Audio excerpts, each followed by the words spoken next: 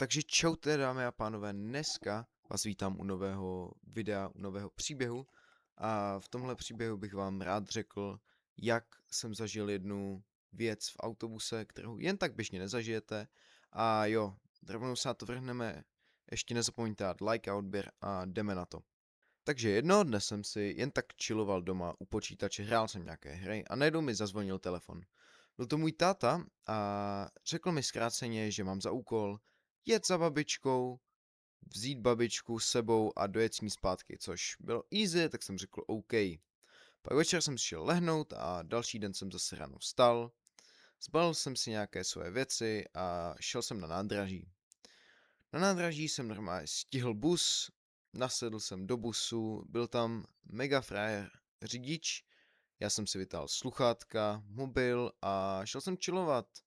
Rád se dám tady dopředu, protože je to lepší, nikdo vás tam neruší a zároveň máte úplně skvělý výhled před sebou.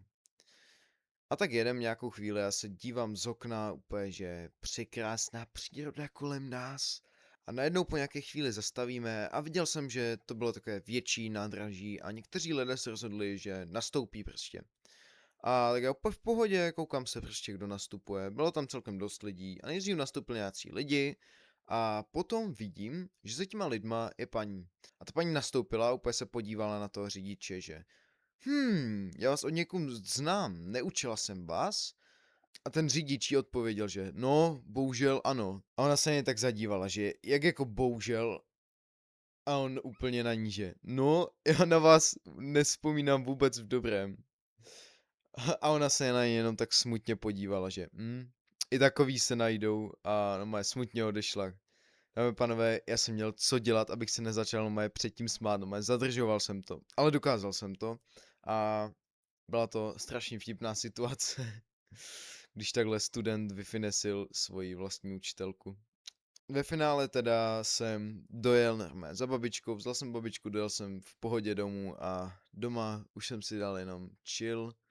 A to je vlastně konec tohohle příběhu, je takový kratší příběh na začátek, ale i tak mi trvalo celkem dlouho, než jsem ho vytvořil a doufám, že se vám líbil. Jestli se vám líbil, dejte like, odběr a my se uvidíme zase u dalšího příběhu.